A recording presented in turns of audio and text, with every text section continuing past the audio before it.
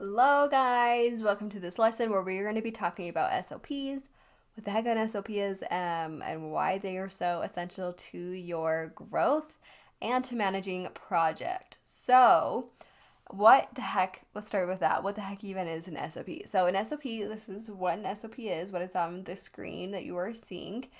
Basically, well, what it stands for is Standard Operating Procedure.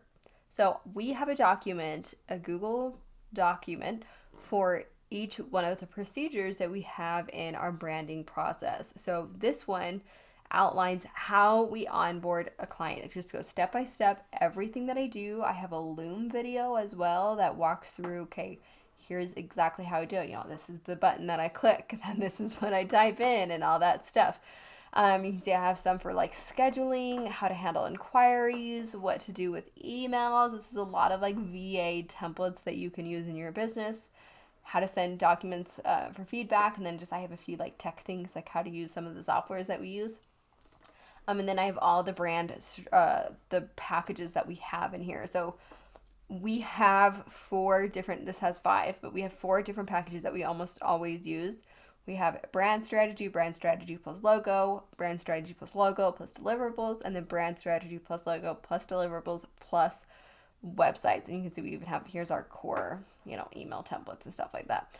But we have four of those packages already laid out with all of the templates that we need, the timelines already created. I have the workflows already created for each of those packages. I have the welcome packet, the contract, the proposal, literally everything created beforehand for each of those projects so that when we book something, literally my team can just like put the brakes, or not the brakes, wow, put the pedal to the metal and just like go. We don't have to ask any questions. Everything's already there.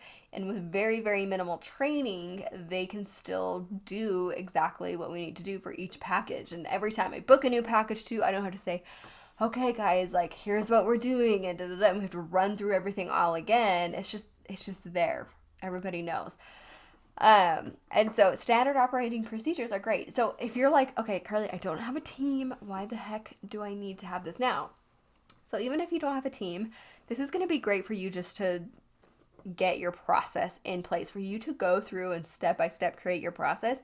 It's going to help you streamline yourself, and it's going to save you time in the future. If you already know, okay, this is what I'm doing and I'm not starting from scratch every single time. You just have that workflow already in place so that you yourself can press play and go. Plus, when you are ready to hire a team, it's probably going to be at a place when you are busy with clients, you have a lot going on, and you're not going to have a whole lot of time to create all this stuff. And so it's actually best to create this stuff just as you go. Like next time you onboard a client, record yourself doing it, outline all the steps, all of that stuff so that you can just have it there for when you're ready.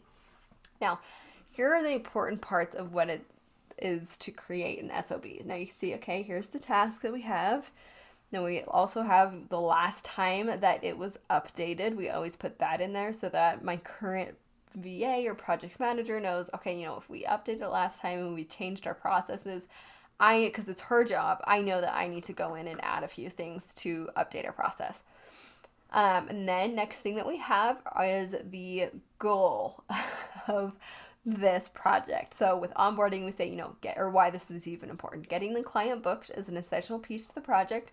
We have to make sure we send the proposal correctly and within 24 hours of Carly sending you the information in order to ensure that the client feels special and wants to book. Even though it's a pretty automated process, we need to make sure it's always custom to the client, and then talk about how it's custom. So that's kind of just our overview of, what's important, why we do this, all that stuff.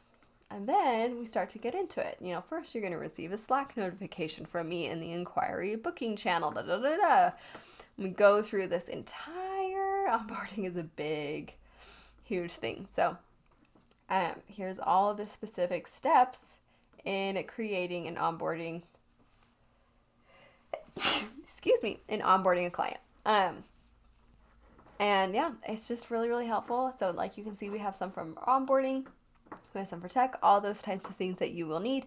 You have access to my SOPs. If there's anything else that you're like, Carly, I would love to see how you do this, or I would love to see an SOP on this, let me know, because it's always hard to know, what's already internalized and things that we don't need an SOP for. You know what I mean? I'm sure there's SOPs missing. So if you want to see an SOP from us that you want us to create, and you want to see an example of what we do, let us know. You can tag us in the Facebook group, ask a question. And that would be great. Awesome. If you guys have any questions about it, let us know. But I hope this explains SOPs and how and why we use them.